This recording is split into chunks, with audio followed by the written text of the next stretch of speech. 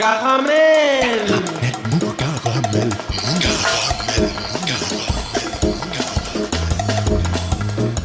Caramel. Mou. Caramel. Caramel. Mou.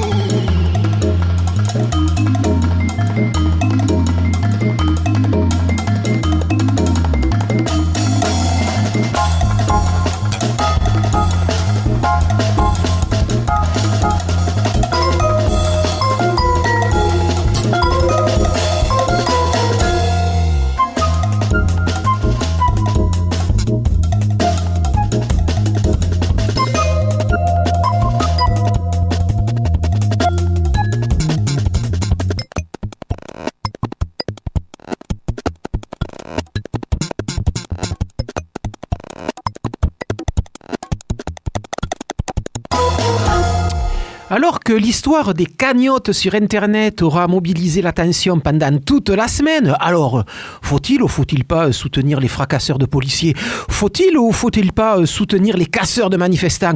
Voilà quelques brèves passées du coup en dessous des radars médiatiques et pourtant brèves qui auraient néanmoins mérité un peu plus d'attention et d'analyse. Deux fonds de pension américains viennent tout récemment, pour l'un de prendre des actions dans Pernod Ricard, pour l'autre dans Casino, pour un ordre d'environ 2% chacun. Et depuis leurs arrivées, les tenants de ces fonds de pension n'ont de cesse de demander aux directions des deux entreprises françaises suscitées de faire des économies pour un meilleur retour sur investissement. Et dans quoi taille-t-on lorsque l'on veut faire des économies ? Dans la masse salariale. Du coup, attendons-nous à quelques plans de licenciement d'ici peu. On appelle ça la financiarisation de l'économie et il paraît que c'est moderne. En tout cas, ça marche. Par exemple, cette année, c'est pas moins de 57 milliards d'euros qui auront été reversés à l'ensemble des actionnaires des entreprises du CAC 40. Alors, qui a dit que l'économie allait mal et que dans notre doux hexagone, il n'y avait pas d'argent? Oui, qui? Salut les filles, c'est Joe Kangourou pour un nouvel épisode de Caramel Mou, saison 30, réalisé ce soir encore par Jérôme. Dans un instant, Jean-Pierre Lérac, la caution morale et artistique de cette émission, viendra nous parler d'un disque, reflet d'un projet musical dont pour le moment je ne sais qu'une chose que Jean-Pierre m'a glissé à l'oreille tout à l'heure, d'un air gourmand. Tu vas voir, ça va te plaire. On pourrait même en passer 2 extraits, faut quand même pas exagérer, mais ça en tout cas c'est du teasing. Et ensuite je recevrai Gabriel Ray, tromboniste et chanteur des Fanflures, à l'occasion d'un concert, un double plateau même que cette formation toulousaine de New Orleans tendance funky prépare pour le 8 février prochain avec l'octet américain Hot 8. Ça se passera au Métronome, mais on commence tout de suite par la nouveauté de la semaine. Un album sorti fin novembre, témoignage d'une complicité vieille de 30 ans qui, étonnamment, n'avait pas encore fait l'objet d'une captation discographique. C'est maintenant fait. Bernardo Sandoval, Serge Lopez, Los Eres, une composition d'Ataulpa Yupanqui, extrait donc du duo live studio, leur premier album en commun. À noter qu'ils seront nos invités, Bernardo Sandoval et Serge Lopez, la semaine prochaine. Allez, bonne année à tous, c'est Caramel Mou et c'est tant mieux.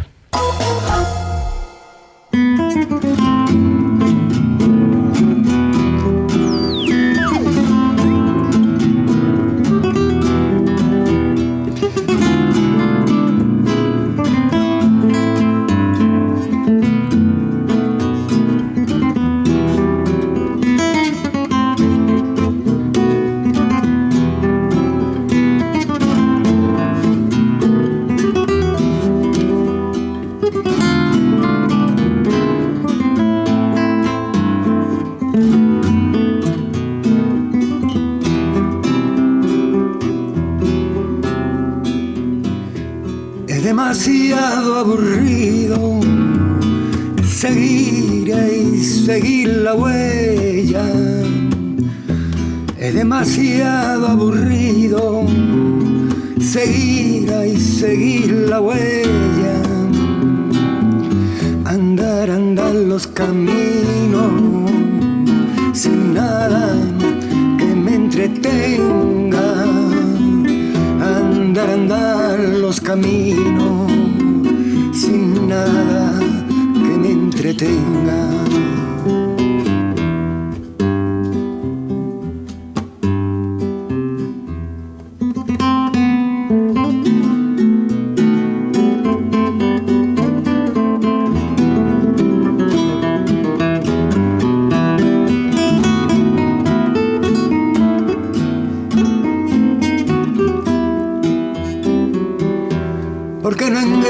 solo sé que me llaman abandonado, porque en Angra solo sé que me llaman abandonado. Si a mí me gusta que suene, porque los voy a engrasar. Si a mí me gusta que suenen, porque los voy a engrasar. No necesito silencio, no tengo en qué pensar. No necesito silencio, ay, no tengo en qué pensar. Tenía pero hace tiempo, ahora no tengo nada. Tenía pero hace tiempo, ahora no tengo nada.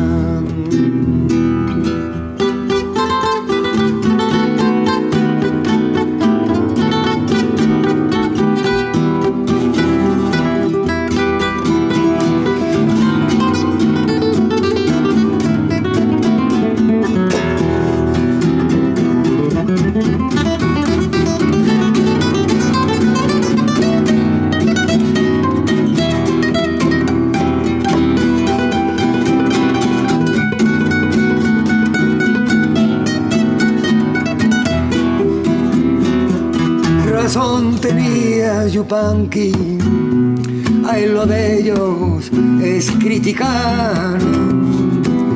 Razón tenía Yupanqui, ay, lo de ellos es criticar. Se olvidaron que en la vida lo bonito es caminar, andar abriendo el camino de libertad. No sé de mi carreta, ay, nunca lo voy a engrasar.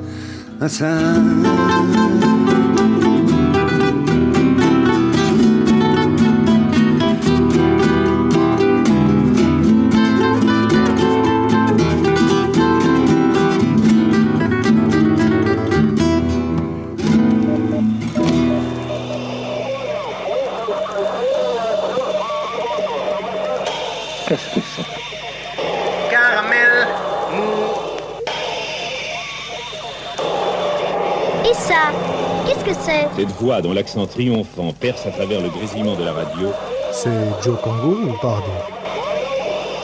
Ben oui, c'est toujours Joe Kangourou, vous êtes toujours sur Radio Campus et c'est toujours Caramel Mou, saison 30 avec Jean-Pierre Lérac sur ma droite et Gabriel Rey sur ma gauche. Mais on commence tout de suite par celui qui représente aujourd'hui la droite. C'est pas tous les jours que ça y arrive. Jean-Pierre Lérac, bonsoir. Fort. Ça commence très fort. Bon, depuis le début de la semaine, Jean-Pierre Lérac n'a de cesse de m'envoyer des petits messages pour me dire que ce qui va suivre dans un instant, c'est formidable, c'est absolument génial, que ça va me plaire et alors donc vous plaire également. Et depuis le début de la semaine, je n'en peux plus, Jean-Pierre, je n'en peux plus. Oui, vous exagérez un petit peu. Je voulais dire que ça allait vous plaire. Ouais. C'est pas génial, je ne peux pas exagérer non plus. Bon. Enfin, si c'est génial, c'est bien, mais enfin, voilà. Donc, voilà. Vous verrez bien. En tout cas, j'avais envie pour ce début d'année d'être gentil, en tout cas. Ah oui, c'est vrai que ça... d'être consensuel. Je vais commencer l'année par une musique quand même, voilà, relativement consensuelle. Voilà. Mais Main Street version Jean-Pierre Lérac. C'est une bonne résolution, mais juste des débuts d'année. Donc voilà, c'est un projet que j'ai eu la chance de voir à Perpignan au mois d'octobre, qui s'appelle Home Songs. Donc dans le festival Jazz Zèbre. Voilà, donc ça c'est un projet qui a été créé à Banlieue Bleue. Banlieue Bleue font beaucoup de créations, notamment beaucoup avec des rappeurs, etc. Donc c'est vraiment un travail formidable là-dessus. Et c'est une création avec le groupe, autour du groupe Papanoche. Papanoche qui est un groupe qui fait partie du du collectif Les Vibrants Défricheurs de Rouen, n'est-ce pas, c'est un collectif de Rouen, autour de Raphaël Quenen, et ça fait partie de cette mouvance des générations dont on parle souvent, de ces jeunes musiciens qui ont un peu bousculé le jazz actuel. C'est vraiment du jazz très, très actuel. À Toulouse, scène que l'on peut écouter à l'impro ou dans les soirées d'un archer dans Lucas. Voilà, autour du coax, tout ça, on parle souvent de cette génération dont ils font partie, et ils ont d'ailleurs été le lauréat de Jazz Migration il y a 2 ans. Donc voilà, c'est un groupe qui est vraiment connu sur le jazz contemporain aujourd'hui. Et donc ils ont eu l'idée, avec l'aide de Banlieue Bleue, d'inviter 2 Américains, Ron Atkinson, le poète et saxophoniste, vous vous rappelez certainement de Lon Gizzard, évidemment, oui. et le rappeur et beatboxer Napoléon Maddox, que l'on a vu de temps en temps dans les soirées The Bridge à Toulouse, voilà. Et de temps en temps à Jazz à Luz. Et Lon Gizzard, qui était la formation quand même de John Lurie. Ça, c'est pour des gens qui sont de notre génération, évidemment. Avec Marc Ribot à la guitare, ce qui était quand même pas mal aussi. Par exemple, voilà. Et Erdo Lindsay qui faisait des apparitions. De temps en temps. Voilà. C'était souvenir. Ouais. Voilà. Donc ce personnage, donc ils ont fait cette création autour d'une thématique qui s'appelle le refuge, le chez-soi. Alors c'est vrai que le chez-soi dans la bouche d'un poète new-yorkais américain noir, ça n'a pas la même signification que d'un habitant de Hénin-Beaumont par exemple. Et donc là c'était autour de donc il y a des textes et alors ce qui est surprenant de ce projet, moi ce que j'aime beaucoup aussi, c'est ce qui me surprend, c'est la capacité justement cette génération de musiciens qui font du jazz très actuel, mais qui là sont capables pour un projet comme ça d'aller jouer du jazz comme on le faisait dans les années 70. Et ils le font merveilleusement bien. C'est-à-dire là, ils ressortent carrément l'orgamon, le Fender Rhodes. On trouve sur des vraiment on pourrait se laisser prendre. C'est vraiment, ils le jouent à la perfection. Donc on est dans quoi là ? On est dans une espèce de hard bop plutôt funky avec des tendances un peu free. Voilà. Et puis on aborde du blues. On navigue vraiment dans tout ce qui se faisait à cette époque-là dans le jazz. On va avoir une illustration avec ce morceau. C'est assez étonnant ce qu'ils arrivent. On va passer un blues d'ailleurs magnifique. Voilà. Et on va voir un petit peu tout. Malheureusement, il n'y a pas Napoléon Maddox n'est pas présent sur ce disque. Mais par contre, il y a un invité prestigieux, le guitariste. Et là, je vous fais une espèce de petite devinette. Il faut que vous deviniez le guitariste qui joue sur ce morceau. Alors ça, c'est pas. On pourrait presque faire un jeu, mais on n'a pas. Voilà. Mais on n'a pas de téléphone pour faire gagner quelque chose. C'est dommage. D'accord. C'est dommage. C'est intéressant. Je vous mets un petit peu à défi. Donc, nous allons écouter cette version et qui s'appelle d'ailleurs The King of the World. Ah ben ouais, ben voyons. Rappelez le nom du projet. Ça s'appelle Home. Home, très bien. Comme maison, voilà. Premier coup de cœur de l'année de Jean-Pierre Lérac. On écoute ça tout de suite. Yep, they're coming. Coming with that blaring bullshit. Their misframed frames. Obtuse readings of dated amendments. Their dubious right to bear arms. Behold, goddammit, we're coming. Our mountain of bare arms, bare feet walking across bare hearts, burning. Coming. Them, us, you, coming. We're coming. Tattooed with the what the fuck balls of confusion of a summer's breeze. Potions. Lotions on velvet skin, goosebumps on gleaming metal. Coming, coming. Arms for arms, I beg you, arms for arms. We're coming. The saxophone hiding in every terrified garage.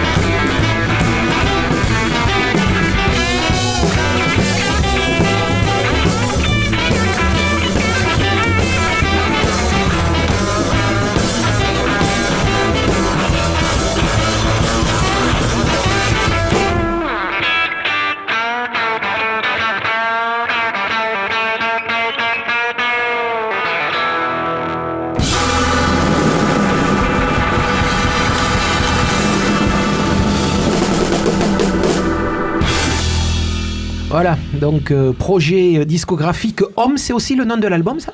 Oui, l'album s'appelle Home Songs. Voilà, et donc par un collectif vibrant défricheur venant de Rouen. Et donc le guitariste, vous me l'avez dit hors antenne, je vais pas... Vous ne l'aviez pas trouvé. Je ne vais pas financer, je n'ai pas trouvé, mais surtout que Marc Ribot, puisque c'est de lui dont il s'agit, j'aurais jamais pensé que Marc Ribot était capable de faire un solo aussi bluesy et aussi limpide que ça. Parce que d'habitude, quand même, ces solos, il les hache, il les casse, il les déstructure. Là, putain, il y a une limpidité dans son solo qui est absolument terrible. Donc, c'était Marc Ribot à la guitare. Étonnamment, on en parlait juste avant, puisque c'était le guitariste. Ça m'a fait un peu sourire parce que je me suis dit, j'allais un petit peu. Voilà. Donc, Homme par Vibrant Défricheur, collectif de Rouen. Tout le disque est assez étonnant. Moi, je crois que c'est un beau projet qui va tourner quand même pas mal dans les festivals à suivre. Moi, j'ai eu la chance de le voir à Perpignan et ça fonctionne très bien sur scène. À Toulouse, prévu ou pas ? Non, pas encore. C'est-à-dire à Toulouse, le problème, qui peut programmer ça, quoi. Ouais.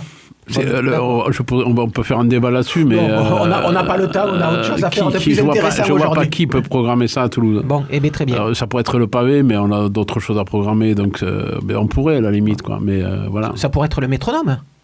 Allez, on enverra le disque au métronome, Jean-Pierre Lérac. Allez, on est d'accord. On va essayer de se battre pour les faire passer à Toulouse. Je voudrais, avant de quitter l'antenne, quand même juste préciser un truc, parce que je vais quand même... je reste toujours avec ma petite étiquette derrière. Je dis, ça y est, le programme du pavé dans le jazz est sorti sur le net, donc vous pouvez aller voir sur le net. Et vous nous en avez pas amené un exemplaire ? Non, il suffit d'aller sur le net et d'aller voir un exemplaire. Il est sur le site. Si vous commencez à être un jeune homme moderne, on n'est pas sorti de l'auberge. Voilà, donc vous l'avez compris, un pavé dans le jazz, la programmation repart quand ? Et dévoilée, donc elle est dévoilée, ça commence le 15 février. Voilà, on en parlera d'ici là. Vous êtes sur le net et si vous n'êtes pas moderne comme moi, rabattez-vous sur le Minitel. Merci Jean-Pierre. Et le tombeau véritable du vrai Napoléon, je t'y conduirai. Napoléon mon cul m'intéresse pas du tout ce pamphlet avec son chapeau à la con. Mais qu'est-ce qui t'intéresse alors ? Caramel.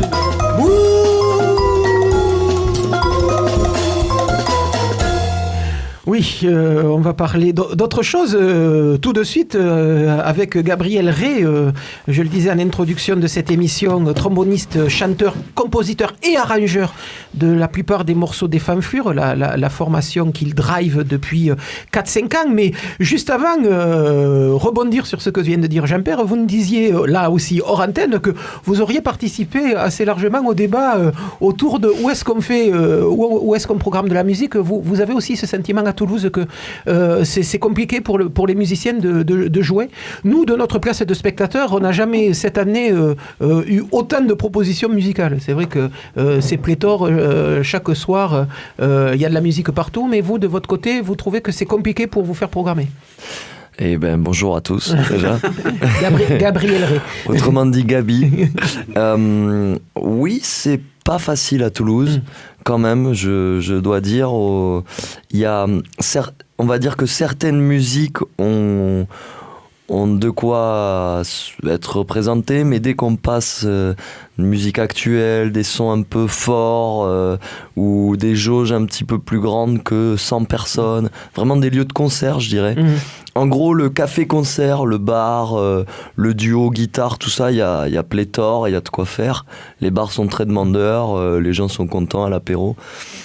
Après, au niveau vraiment de salles de concert, soutenues par la mairie, scène locale, aidée, etc., je pense qu'il y a un large consensus au sein des musiciens toulousains. C'est pas top, quoi. On a vu mieux. Ne serait-ce que la Dynamo qui a fermé, oui, qui n'est plus ce qu'elle était en tout cas, et pas de son plein gré, on va dire. Le métronome qui vient tout doucement dans le jeu, mais très timidement, je dirais. Il nous manque des lieux. Le Taquin qui a ouvert, c'est très très bien. Après, ils ont ouvert pareil dans le combat un petit peu. Bon voilà, en gros, le message, c'est vous n'êtes pas bienvenus pour ouvrir une salle de concert à Toulouse. Franchement. Voilà. J'ai l'impression que depuis 30 ans, on entend toujours la même chose. D'où peut-être aussi le fait que pour le concert que vous organisez pour le 8 février, donc avec les Fanflures et avec une formation de la Nouvelle-Orléans Hot 8, c'est aussi vous qui vous occupez d'annoncer le concert, de faire la pub, de le coproduire avec le métronome? Alors oui, pour la petite histoire, le Hot 8, on a d'abord rencontré le trompettiste par hasard. On était en Hollande, on faisait deux concerts en Hollande et l'après-midi, on s'est dit tiens, on va faire une manche pour voir comment ça marche à Amsterdam entre les deux concerts, un jour off, quoi. Et il se trouve que le trompettiste du Hot 8, Big Al, avait paumé son passeport entre deux concerts, et donc il était coincé à Amsterdam, quoi. Donc il était en train de refaire des papiers ou de se faire envoyer son passeport, je sais pas trop, pendant que les autres étaient en Angleterre, quoi. Et du coup il nous a vu faire la manche et il a fait mais dis donc ce morceau là mais je connais cet endroit, je connais ce truc. Donc il a sorti sa trompette, il est venu jouer avec nous. On a trouvé ça complètement fou, quoi. Un mec, déjà on connaît le Hot 8. À l'époque, on voit un mec qui sort sa trompette, qui vient jouer avec nous, qui nous met la fessée, quoi. Et on lui demande, il nous dit qu'il est du Hot 8. Bon voilà, ça a été un moment assez drôle pour nous, quoi. Et quand on est allé ensuite à New Orleans, il y a eu une partie du groupe qui s'est retrouvée avec eux dans une petite soirée VIP. Voilà, il y a eu rencontre. Du coup, on leur a dit, écoutez les gars, on vous promet qu'un jour, on vous ramène à Toulouse chez nous, parce qu'on est venu chez vous. Et on aime bien notre ville, on aime bien la vôtre. Il y a un petit truc commun un peu du sud, quoi. Donc on va vous faire venir à Toulouse, voilà. Et là ça se passe, on est super contents.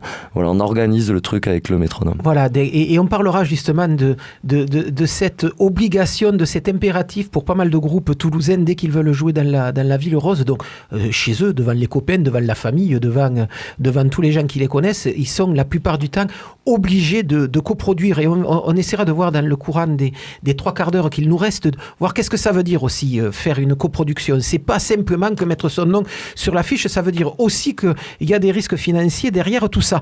Mais on va commencer par le début, puisque traditionnellement, depuis le début de l'année, quand on fait venir des gens comme ça en solo dans Caramel Mou, c'est aussi pour essayer de mieux les découvrir. Je vous avais demandé il y a déjà 3 semaines, lorsque nous avions pris un premier rendez-vous téléphonique, et puis dans la semaine, puisque nous nous sommes rappelés... Le chiffre 3. Voilà, le chiffre 3. Voilà, puisque de temps en temps, cette émission, contrairement à ce que pensent tous les auditeurs de Caramel Mou, elle se prépare. Je vous avais bien dit, amenez-moi 3 morceaux pour expliquer un peu votre trajet, qu'on comprenne à travers ces 3 morceaux comment vous en êtes arrivé à faire ce que vous faites en ce moment. Et ce matin, dernier petit message, j'envoie ma playlist dans la matinée. Je vois la playlist tout à l'heure aux alentours de 14h, 15h. 30 morceaux. Donc, effectivement, je me suis dit, là, il y a qui compte que trop, quoi.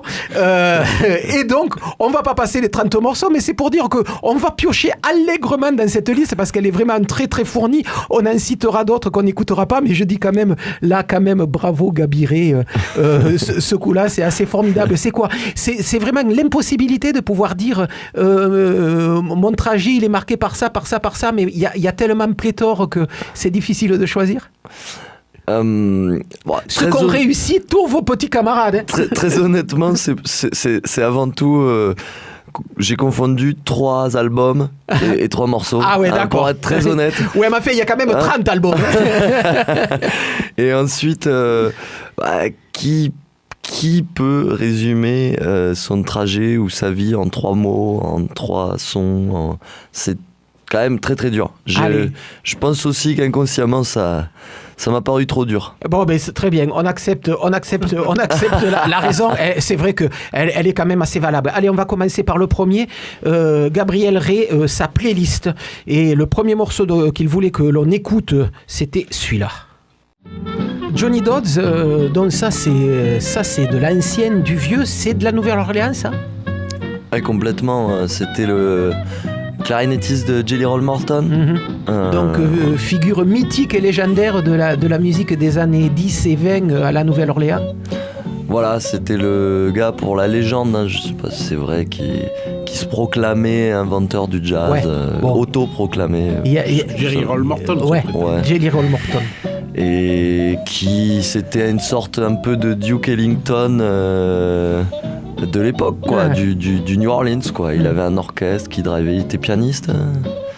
Et donc Johnny Dodds, c'est le clarinettiste. J'ai toujours trouvé qu'il avait un truc... moi, j'aimais spécialement lui et un peu les jeux autour de ça. Et Gaby Ray, on le dit depuis le début de cette interview, vous faites partie, vous êtes l'initiateur, vous êtes l'arrangeur d'une formation de New Orleans toulousaine. Comment on en arrive à commencer à s'intéresser à ce style qui date des années 1900-1910, enfin l'invention du jazz à la Nouvelle-Orléans, née d'un certain nombre de croisements, autant entre les musiques caribéennes que les rythmes afro-cubains, que la musique française, date à peu près du début du XXe siècle. Comment on en arrive à s'intéresser, j'allais dire, à ce vieux style, même si depuis les années 70, il a été complètement renouvelé? Je pense que ça a été pas mal quand je me suis mis au trombone. Il y a quand même un lien fort entre la Nouvelle-Orléans et le trombone. Et après, comme beaucoup de gens, on peut y venir par plein de biais. Je sais pas, moi, par le livre de la jungle, par... Moi, ça a été par le trombone, Louis Armstrong, Trummy Young, voilà, petit à petit, et je me suis intéressé à Jerry Roll Morton. Votre trajet musical, il commence comment? Alors, moi, j'ai commencé par le piano tout petit. Sauf que j'étais un peu un Gaulois réfractaire à l'époque. J'aimais pas trop me conformer au solfège et à une prof qui me tapait sur les doigts. Vraiment, hein, c'est pas pour deux fois. Hein, elle me tapait sur les doigts et tout. Donc bon, ça m'a pas donné l'amour de la musique, mais j'ai apprécié des choses. On peut le comprendre. Et donc après le piano, comment on en arrive au trombone? J'ai fait une petite pause tout en pianotant de temps en temps, voilà, sur les claviers, machin. Et à l'adolescence, guitare électrique. Ah, quand même, voilà. vous me rassurez. Voilà, les amis, le groupe du collège, du lycée. Dans le garage d'un parent quelconque. Oui, mais forcément, il y a un garage dans l'affaire, des chambres, tout ça. Et on va dire que grâce à la guitare électrique, donc moi j'étais en banlieue parisienne. Il y a une sorte de culture de fanfare étudiante à Paris, qui est assez forte, qui n'a pas forcément trop à Toulouse, un petit peu, mais à Paris c'est très présent. Oui, les fanfares ici elles sont réduites, c'est des bandas et il y a 3 ou 4 personnes. C'est ça, comme il n'y a pas la bandas à Paris, les fanfares c'est les écoles d'architecture, les écoles d'ingénieurs, les écoles de... Toutes les écoles ont leurs fanfares, quoi. Et puis il y a aussi des fanfares pas d'école, hein. Du coup, j'ai rencontré une fanfare punk, qui n'était pas d'école, hein, moi. Et je faisais la guitare électrique, moi, avec les copains, on jouait du AC/DC, je sais pas quoi. Et j'ai fait, ah super, je vais venir faire de la guitare électrique dans votre fanfare. Donc j'avais un petit ampli à pile, voilà. Et un jour, ils sont partis sur un concert où moi j'ai pas pu venir. Et en rentrant, c'était une rencontre de fanfare. Ils sont partis les derniers et il y avait un trombone tordu sur le parking. Tu vois, le trombone abandonné qui a fait les frais d'un concert un peu chaud. Ou d'une bagarre entre musiciens. De week-end là, de fanfare. Donc ils l'ont ramené et moi tout de suite je me suis dit tiens, je vais en profiter. Il n'y avait pas de tromboniste supplémentaire pour ça. Il vous a ému ce trombone cassé? Ouais, je me suis dit tiens, je vais essayer quoi. Je sais pas, moi ça n'existait pas trop dans mon monde et mon cosmos musical, cet instrument, quoi. Et du coup je l'ai emprunté et je l'ai essayé un peu à la maison. Il était un peu cabossé mais il fonctionnait, quoi. Et j'ai tout de suite fait le parallèle entre la guitare et le trombone. Donc voilà, pour moi, c'est deux instruments qui sont très connectés. Et ils se ressemblent? Eh bien, la coulisse, c'est un manche de guitare, quoi. Voilà, pour moi, du coup, j'ai pu transposer ce que je faisais à la guitare au trombone. Et j'ai trouvé, par contre, que le son était tellement puissant qu'une simple note une note à la guitare, il faut en faire beaucoup pour intéresser les gens. Une note au trombone, ça suffit. Donc voilà, ça m'a énormément plu. Du coup, j'ai arrêté la guitare, je suis parti sur le trombone. Voilà. Et c'est quoi comme impression lorsqu'on sort son premier son d'un instrument qu'on ne connaissait pas 10 minutes avant? Franchement, je me souviens pas exactement. J'ai pas eu un moment, si, c'est ça, l'impression, c'est, dis donc, la note, il suffit d'en faire une, quoi. Voilà, j'ai eu l'impression que c'était beaucoup plus efficace, quoi. Voilà. Bon, on va continuer à essayer de regarder un peu votre playlist. Et il y a un artiste qui m'a un peu intrigué dans cette playlist, donc un vieux musicien aussi, mais qu'on voyait énormément sur certains albums du Dr. John, de musiciens d'Alain Toussaint, des musiciens de la Nouvelle-Orléans des années 60-70. C'est celui-là, Professeur Longhair, et vous nous en parlez juste après. Donc, on vient d'écouter Professeur Longhair, qui marque aussi un peu le renouveau dans les années 60-70 du New Orleans, qui était donc une musique quand même assez marquée culturellement.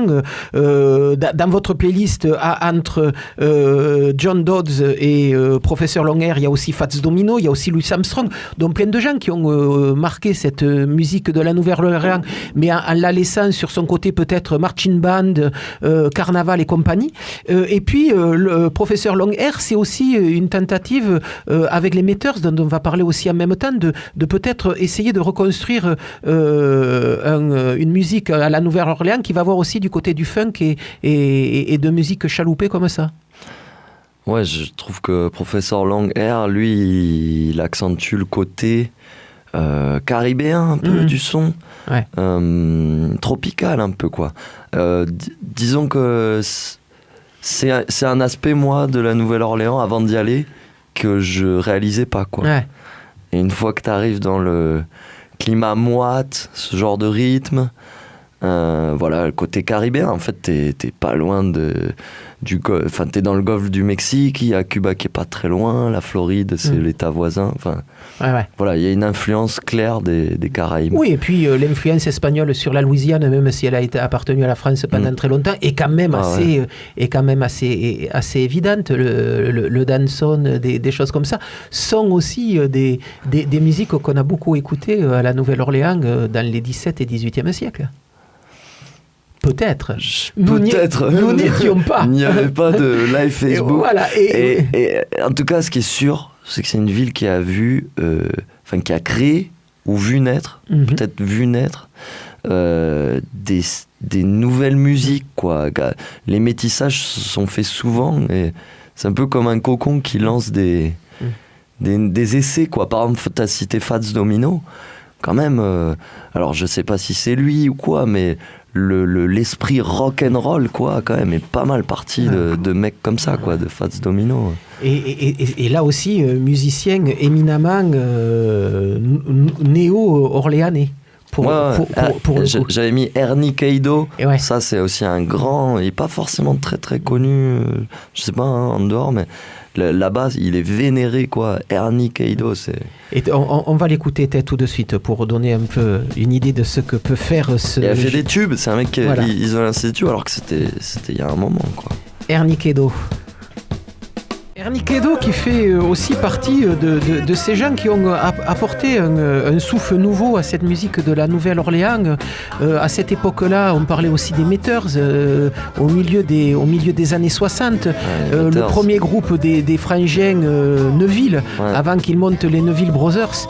Les Meters, c'est aussi un des groupes, j'allais dire, emblématiques de ce renouveau de la Nouvelle-Orléans des années, milieu des années 60 jusque toutes les années 70.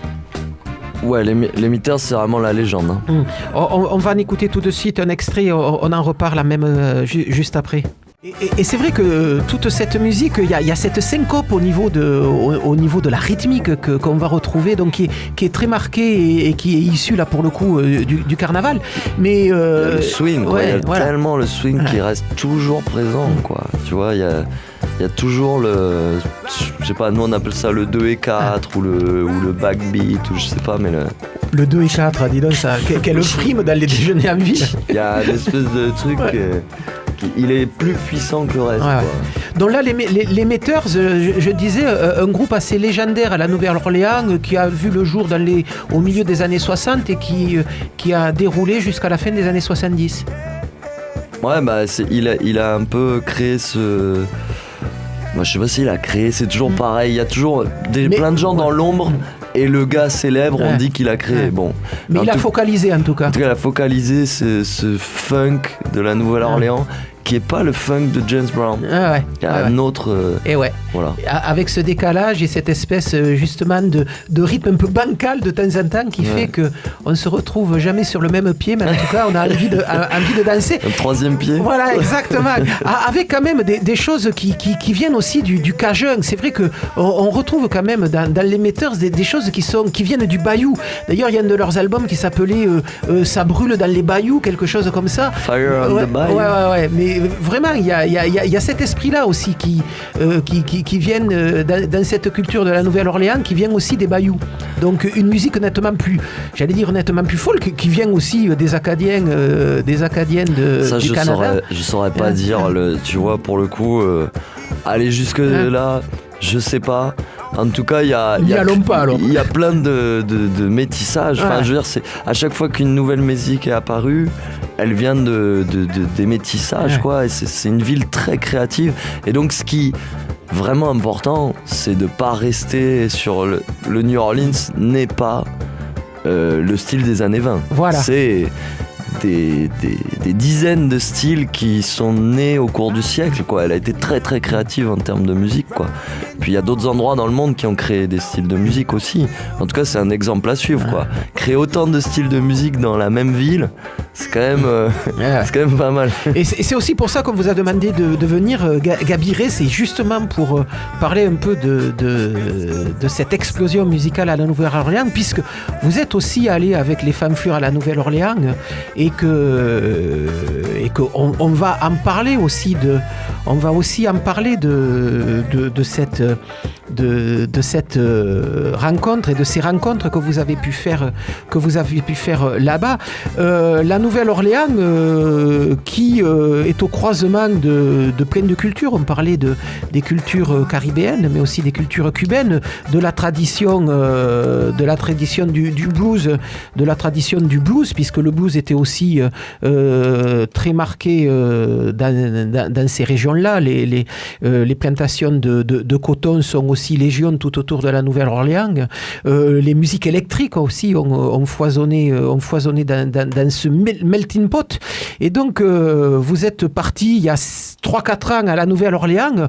On va écouter un extrait d'un morceau de musiciens de la Nouvelle-Orléans et on va commencer à parler de votre pratique de cette ville, puisque apparemment vous y êtes allé quand même de temps en temps. Alors ça, c'est un album assez particulier. Il y a une famille à la Nouvelle-Orléans qui s'appelle grande famille, qui s'appelle la famille Marsalis et qui compte pas moins de 5 musiciens. Et pour cet album-là, ils ont dit on va faire un album qu'avec la famille. Donc c'est Marsalis Family et le tromboniste là, c'est Dil Fayot, donc le tromboniste de la formation, un des frangins Marsalis. Le pianiste, c'est le père, le patriarche Ellis Marsalis. Et puis à la trompette, il y a Winton, Branford au sax. Ellis, il a la réputation qu'il rigole pas. Hein. Voilà, et c'est lui qui est compositeur de ce standard-là, parce que c'est un vrai standard de jazz, ce morceau-là. Et c'est Ellis qui l'a composé. Et donc Jason Marsalis, le plus jeune de la bande, à la batterie. Je crois qu'il n'y a que le contrebassiste qui ne fait pas partie de la famille. Je me demande même si Ellis n'a pas décidé un peu des instruments. Tu vois, il n'y a pas 2 fois le même, quoi, pour pouvoir monter un groupe, quoi. Tu vois, c'est quand même... C'était comme les frangins Jackson, quoi. Il avait déjà le plan de carrière à mesure que les enfants naissaient. Voilà. En tout cas, il y a trompette, trombone, ça c'est clair, ça pouvait pas se faire sans à la Nouvelle-Orléans. Alors pourquoi écouter Marsalis Family à ce moment-là de l'interview ? Tout simplement parce que c'est quand même quelqu'un qui vous a un peu guidé lorsque vous êtes arrivé pour la première fois à la Nouvelle-Orléans, Gabiré, sans les fanflures. On peut dire qu'il m'a accueilli, c'est fortuit, quoi. Alors racontez un peu cette histoire parce qu'elle est drôle. En fait, ma manière d'aller voir la Nouvelle-Orléans à l'époque, j'étais ni expert ou quoi, j'écoutais un peu de tout ça, je faisais du trombone sans prétention quelconque. Je voulais aller voir là-bas. Pour la petite histoire, en gros, je bossais à l'époque. J'étais électricien. J'avais eu mon congé de CDD. J'avais 3 mois. J'ai pris mes 3 mois. Je suis parti là-bas. Et en arrivant, je descends en bus parce que j'étais passé par la Floride. Il se trouve que j'arrive en plein Mardi Gras. Je trouve des gens qui me disent quoi, t'es pas encore costumé, nanana. Donc je me trouve un costume, une espèce de grande veste à poils longs, tu vois, un truc un peu improbable. Voilà. Et puis des gens me guident petit à petit vers la rue des concerts, quoi. Enfin la rue des Frenchman Street, c'est la rue où il y a les clubs, les bars, où ça bouge un peu. Ça n'a pas toujours été comme ça, je sais pas si c'est encore comme ça aujourd'hui, mais en tout cas à l'époque où j'y étais. Dans l'époque, c'était quoi, le début des années 2010 ? C'était en 2012. Ah ouais, ben c'est ça, le début des années 2010. 2013, ouais, c'est ça. Et du coup, je me retrouve devant un club de jazz un peu classe. Et j'avais le trombone sur le dos, hein. J'étais arrivé, j'avais toujours mon trombone, voilà. Et la veste de Yeti et le trombone. C'est ça, la classe totale. Et je rentre par curiosité, tiens, je vois Marsalis, je me dis quoi, Marsalis, bon. Je rentre, pas grand monde. Et en fait, c'était le big band géré par Delfeayo Marsalis qui jouait là. Je m'installe, génial, le big band avec le patron, c'est le tromboniste, quoi. Je regarde ça, je suis espanté. Il faisait en 2 parties. T'avais la première partie, la pause.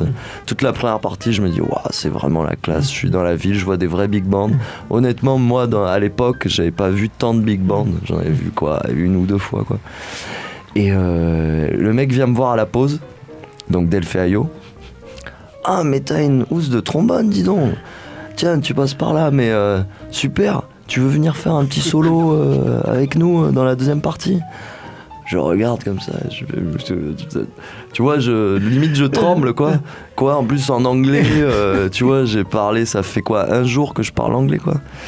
Et en même temps, dans ma tête, ça fait... je dois dire oui, quoi. J'ai pas le droit de dire non. Je vais m'en vouloir, quoi. Donc j'ai dit oui, quoi. Donc je suis venu sur scène avec le big band. Pour eux, c'est tellement normal. Ils jouent tous les mercredis. Là. Alors ils se disent, bon, il y a un nouveau, tiens, enfin, franchement, moi je vois comme ça, il y a un mec en poil de Yeti marin, tiens, on va le chauffer. Voilà, et du coup, j'ai fait mon petit solo sur, je crois que c'était Perdido. D'accord. Voilà, je suis redescendu tout choqué, j'ai serré la main à Delfeayo. Du coup, je suis revenu plusieurs fois les voir répéter ou quoi là-bas. Et ça m'a fait une bienvenue dans cette ville où le vrai message de ça derrière, c'était si tu veux jouer, si tu veux participer, quel que soit ton niveau, si t'es chaud, tu viens, tu te présentes et tu joues. Et t'apprends comme ça. Voilà. Et ça a été le cas. Et c'est ça qui fait qu'en rentrant de ce premier voyage à la Nouvelle-Orléans, vous vous dites, je vais monter une formation de New Orleans telle que je l'ai entendu jouer et telle que je peux l'imaginer ? En fait, moi, en rentrant, j'ai eu envie de monter ça parce que j'ai découvert vraiment une vibe, une musique là-bas, qui est celle des brass bands, que je connaissais, mais en la voyant, j'ai compris des choses d'arrangement et même ça m'a beaucoup plus parlé qu'en écoutant sur CD, quoi.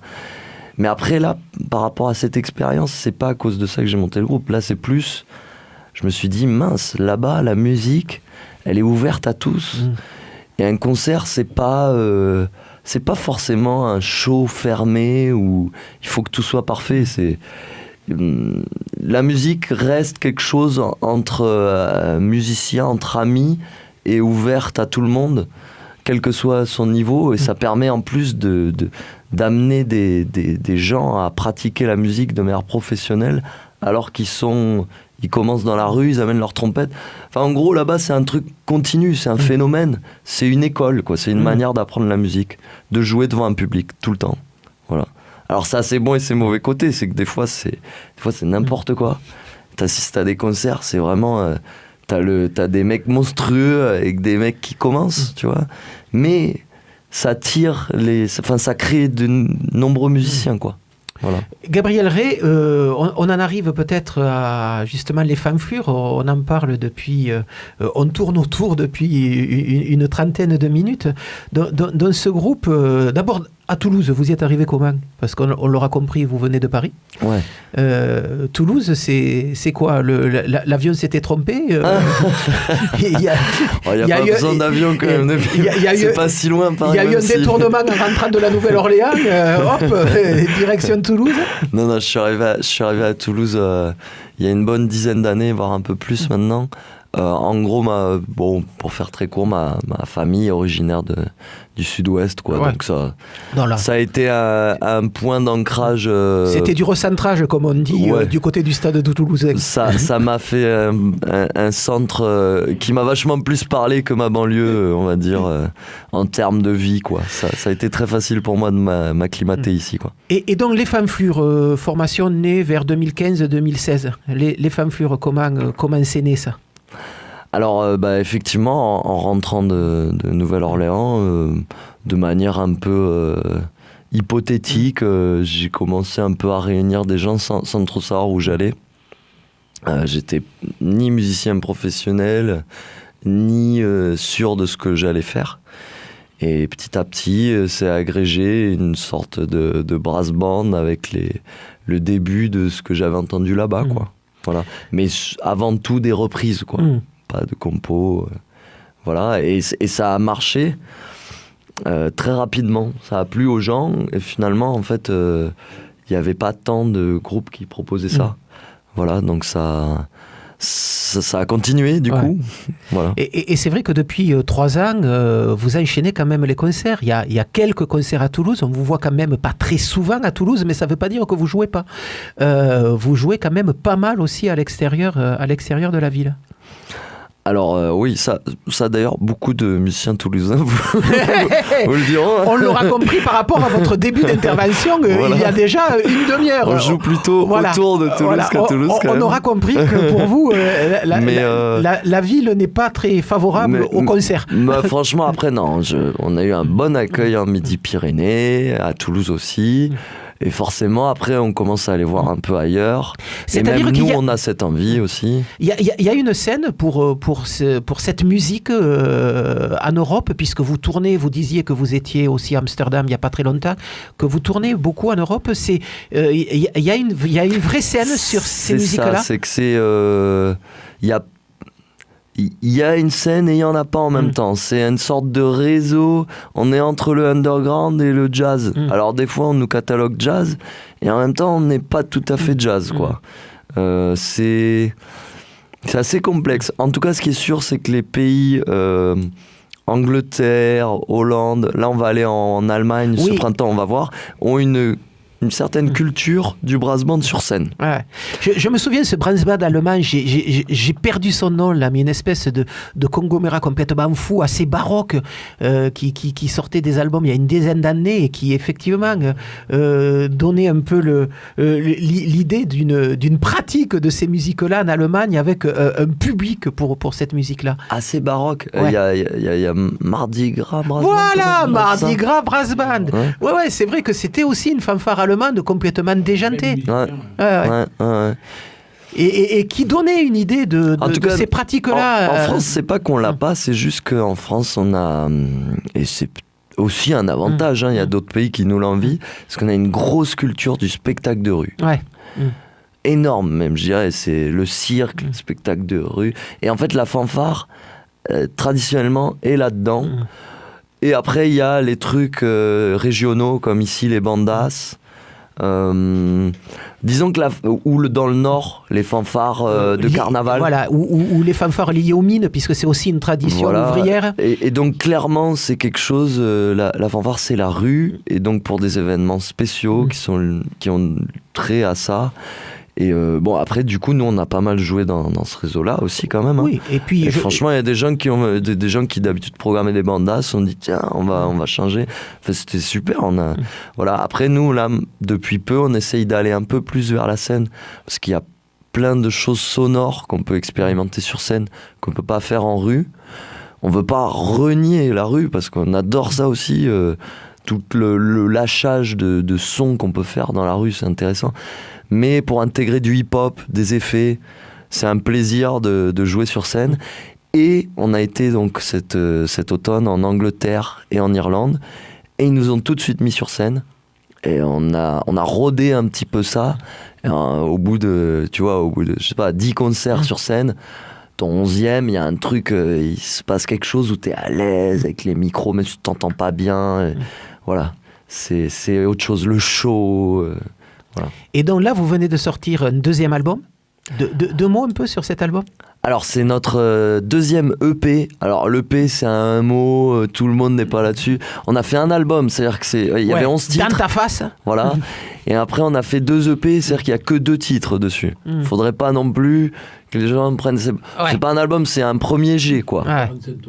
Ouais, voilà. Un 41 tours pour les plus vieux d'entre nous. Ouais. On en écoute un de ces 2 titres et puis on parle du concert donc, qui arrive là en février.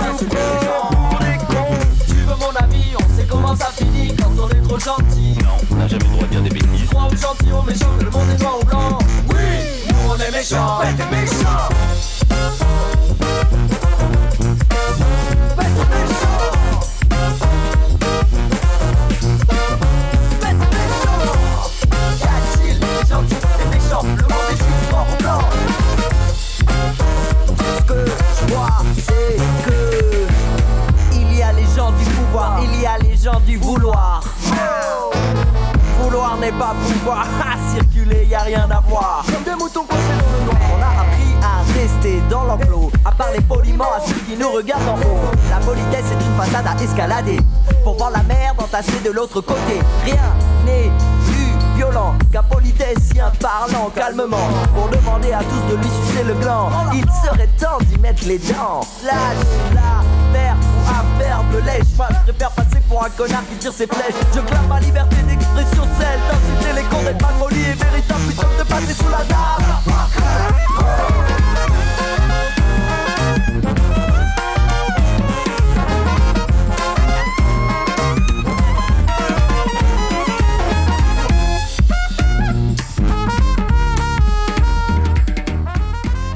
Que William Lodina me pardonne si je le coupe sur son solo, mais ça arrive aussi à la radio, surtout qu'il ne reste plus que 3 minutes et demie avant la fin de cette émission. Dont Les Fanflures, extrait de leur dernier EP, comme viennent de nous le rappeler Gabiré, de temps en temps. Donc l'EP s'appelle Plutôt mourir demain. Histoire de parler de ce concert du 8 février dont vous invitez les Hot Eight, vous nous en parliez tout à l'heure en début d'interview, et je disais que c'était aussi une obligation pour pas mal de formations toulousaines, pour peu qu'ils veulent s'offrir des bonnes conditions de concert, c'est-à-dire une vraie scène un peu large lorsqu'on est nombreux, avec un vrai public, 300 ou 400 personnes. Là ça sera le métronome le 8 février. Ça doit être quand même pénible pour des musiciens de s'occuper aussi de la diffusion, de la promotion et de ce style de choses inhérentes à la musique, mais qui normalement ne font pas partie du métier quand on se lance dans la musique. Ah, alors le métier de musicien, on va en parler longtemps. Ce n'est pas que la musique. Hein, on commence à le comprendre. À l'heure actuelle, ça devient Bon, c'est clairement pas que la musique. Hein. Mais après, nous, on a un manager, une structure. On n'est pas tout seul non plus. Et les musiciens, c'est pas les musiciens là qui gèrent tout ça. Quand même. C'est une volonté des musiciens. Après là, à l'orga, on donne le coup de main, nous les musiciens, mais c'est notre manager qui gère ça. Donc une coproduction métronome Les Fanflures. Donc Hot-8, deux mots sur cette formation qu'on pourra voir. Alors le Hot-8, c'est franchement pour moi, et je peux le dire pour les Fanflures, les autres musiciens aussi, c'est un peu la source d'inspiration première. C'est les papas, mais pas les papas au sens vieux et ancien, hein, au sens nourricier, quoi.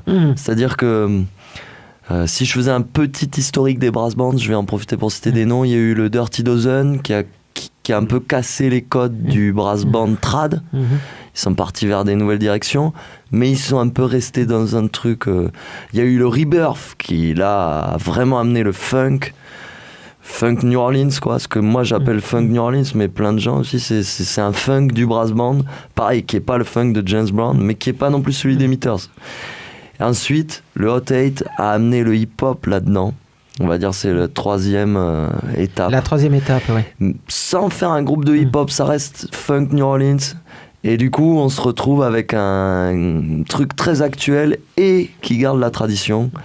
C'est un groupe qui surtout moi, ce qui m'impressionne beaucoup, je les ai vus il n'y a pas longtemps en Dordogne, là. Ils rentrent sur scène, au bout de 20 secondes, ils sont dedans. Voilà, donc ça se passera le 8 février, le Hot-8, double plateau avec les Fanflures au métronome, concert chaudement recommandé par la maison. Et puisqu'on parle de concert, eh bien, on va en citer que deux ce soir. Ce soir, à partir de 19h30 à Archipel, un nouveau lieu, j'allais dire, qui se réveille depuis 3-4 mois. Place Arnaud Bernard, concert du Fast Organ, le Fast Organ trio, à savoir Luc Fagoaga, voix et mégaphone, Florian Nastorg au saxophone baryton et Alexis Persignan au trombone, accompagné par la plasticienne Swati Gupta. Ça, c'est ce soir à Archipel. Et puis ce soir à l'Impro, eh bien, le trio de Hervé Rousseau. Et puis il y a plein d'autres choses. Soirée slam à l'Estanque, la Portiera, Milonga et Tango à la Machina Tanguera. Du punk ce soir au Ravelin avec deux groupes nantais, les Headliners et Teenage Hearts. Et puis il y a aussi la soirée de clôture d'Oboème qui ferme ses portes ce soir avec plein de DJ et de membres d'un collectif toulousain Undercorp. Voilà, tout ça c'est ce soir à Toulouse. Il y a vraiment plein d'autres choses, mais n'oubliez pas, 8 février, donc ce concert des Fanflures et du brass band New Orleans Hot-8. Et en première partie, Wab, quand même. Wab en solo, Wab beatbox. Et vous le savez sans doute pas, c'est lui qui nous a fait la musique de tous nos jingles. Wab et la Funky Machine. Un sacré talent local, quand voilà. même. Hein. Et c'est là-dessus que Caramel Mousse s'achève. Gabriel, Ray, merci d'être passé nous voir ce soir. Nous on se retrouve la semaine prochaine, même heure, même adresse. Salut les filles. Oui, funk, c'est dans 2 secondes. Merci.